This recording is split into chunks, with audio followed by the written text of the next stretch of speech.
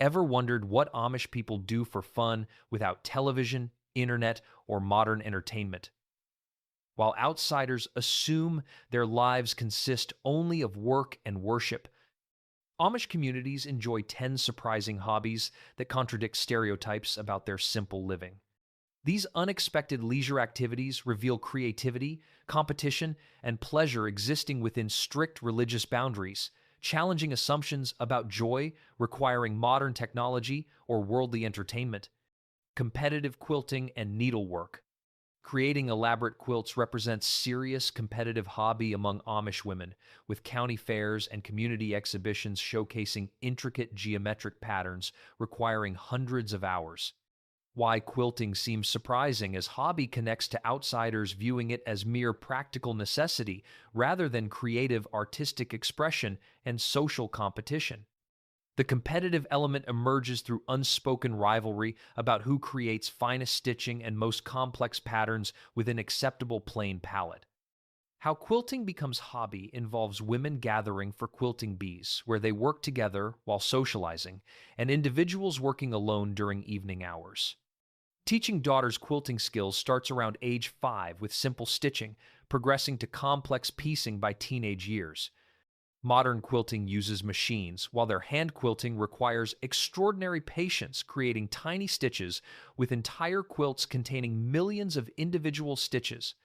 The social aspect proves as important as creative output, with quilting bees providing acceptable female gathering where conversation flows while hands stay productively busy. Vegetable gardening competitions. Growing massive vegetables and unusual varieties becomes competitive hobby among Amish men, with informal competitions about who grows largest pumpkin or most productive tomato plant. Why gardening competitions seem unexpected connects to viewing gardening as purely practical food production rather than recreational pursuit. The competitive spirit shows through casual conversations comparing yields and sizes, with men taking pride in gardening achievements despite humility principles.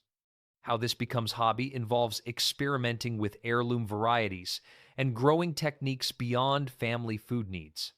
Teaching sons gardening excellence begins with basic food growing but advances to understanding soil science and cultivation techniques producing superior results. Modern competitive gardening remains niche while their competitions engage entire communities each harvest season. The knowledge sharing happens through trading seeds and discussing techniques without written documentation. The satisfaction comes from producing excellent results through skill and seeing tangible proof of expertise through massive vegetables. Woodcarving and whittling. Creating detailed wooden figurines, decorative items, and puzzle boxes represents evening hobby for many Amish men, with some achieving remarkable artistic skill despite prohibition against graven images. Why woodcarving seems contradictory connects to their rejection of decorative arts, making detailed carving appear inconsistent with plainness values. The theological line drawn permits animal figures and abstract designs, while forbidding human figures or religious imagery that might encourage idolatry. How carving becomes acceptable hobby involves creating items with practical use, like puzzle boxes for storage, rather than purely decorative art. Teaching sons carving skills happens informally, with fathers sharing techniques during evening hours. Modern wood carving uses power tools, while their hand carving with pocket knives requires extraordinary patience developed through thousands of hours' practice. The creative outlet allows artistic expression within acceptable boundaries. The gift economy develops around carved items given as presents, with skilled carvers gaining reputation without selling work commercially. Breeding and showing draft horses. Raising exceptional draft horses for showing at agricultural fairs represents surprising hobby given their rejection of pride and competition, yet horse breeding remains popular. Agricultural fairs provide venues for displaying horses and competing in pulling competitions where horses demonstrate strength, with winners earning bragging rights and increased breeding fees. Why this seems contradictory connects to prohibition against prideful competition apparently violated by showing horses. The justification distinguishes between personal pride versus legitimate pride in animal breeding skill, making horse showing acceptable where personal beauty competitions would not. How this becomes major hobby involves years breeding horses for specific traits and training young horses for pulling competitions. Teaching sons horsemanship begins with basic horse care and advances to understanding genetics and conformation. Modern draft horse showing includes Amish competitors who dominate many events. The economic benefit supplements hobby enjoyment since winning horses command higher breeding fees and sell for premium prices. Complex board games and puzzles. Playing elaborate strategy board games represents unexpected evening entertainment, with families gathering for games like Dutch Blitz, Settlers of Catan, and complex jigsaw puzzles requiring hundreds of hours to complete. Settlers of Catan and complex jigsaw puzzles demonstrate appetite for mental challenge and strategic thinking despite lack of digital entertainment. Why board games surprise outsiders connects to assumptions that plain living means simple entertainment rather than complex strategy games requiring planning and skill.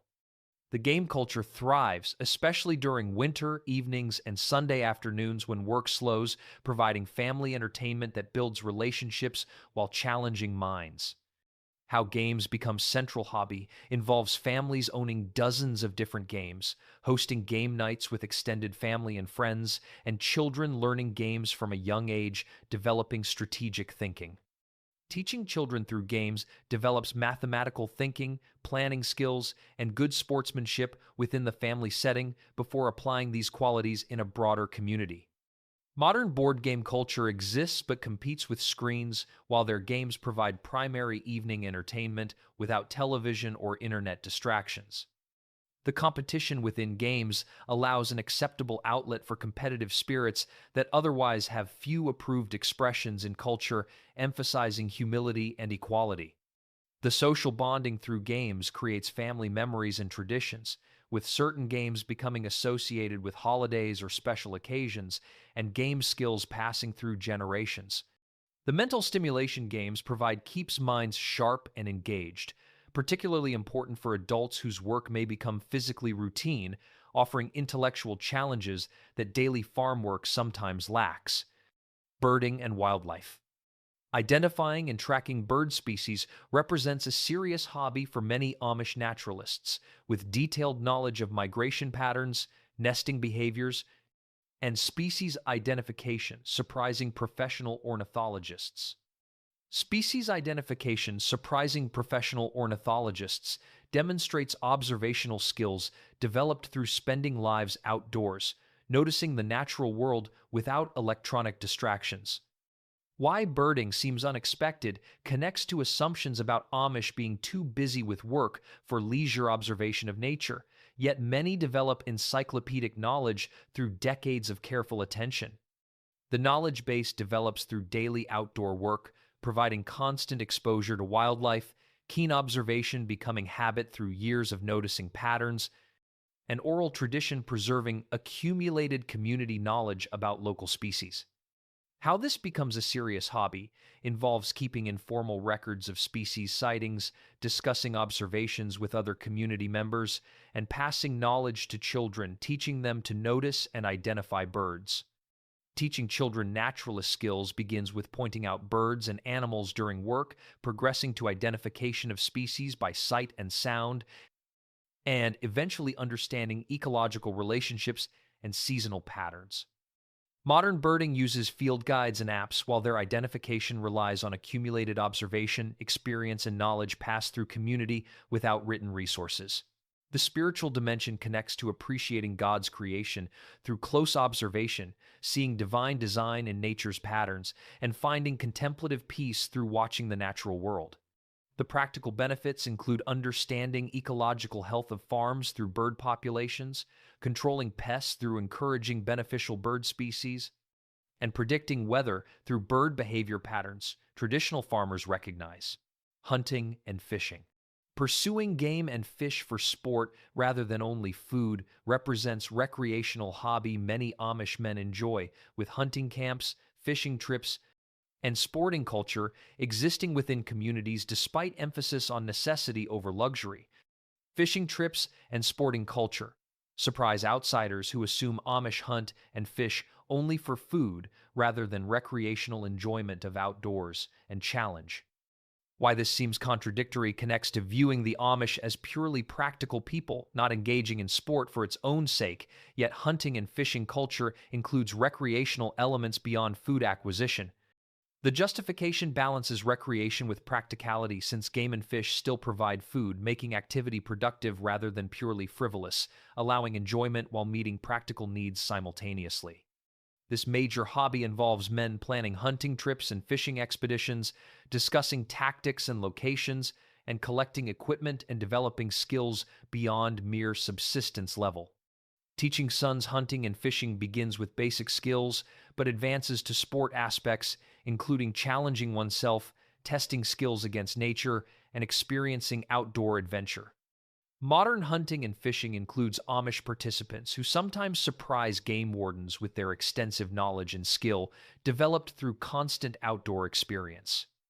The conservation ethic balances sport harvest with wildlife management, understanding sustainable take levels, and respecting seasons and limits even beyond legal requirements. The male bonding through hunting and fishing trips creates friendships and mentoring relationships with fathers and sons, uncles and nephews spending days together outdoors, strengthening family connections.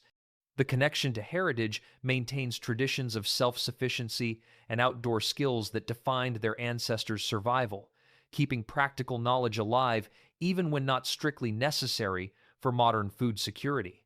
Collecting antique tools. Acquiring and restoring old hand tools, farm equipment, and household items represents a passionate hobby for many Amish collectors who seek out superior vintage tools and traditional equipment.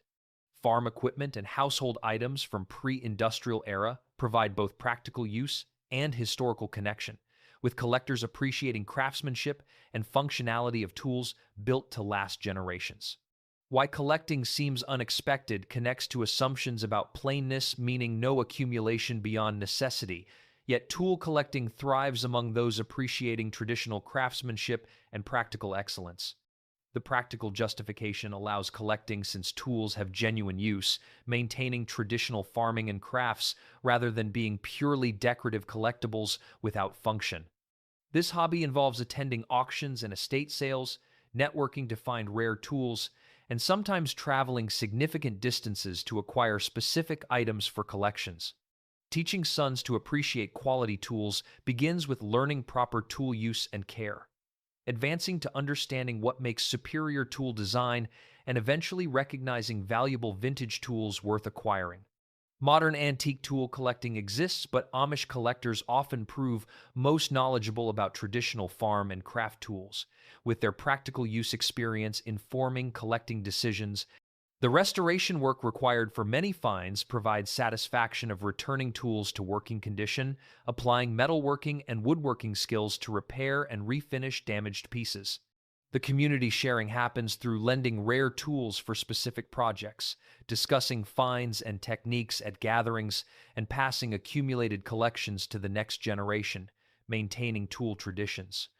The preservation of traditional technology maintains knowledge about pre-industrial tool design and use that otherwise might disappear as older generations pass away. Singing and harmonica playing. Participating in group singing and playing harmonica represent approved musical outlets, with sacred and traditional secular songs performed at gatherings despite prohibition against most musical instruments.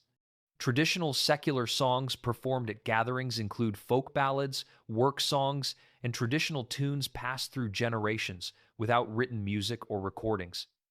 Why musical hobbies surprise outsiders connects to prohibition against most instruments and assumptions that music is purely worship-focused rather than recreational entertainment.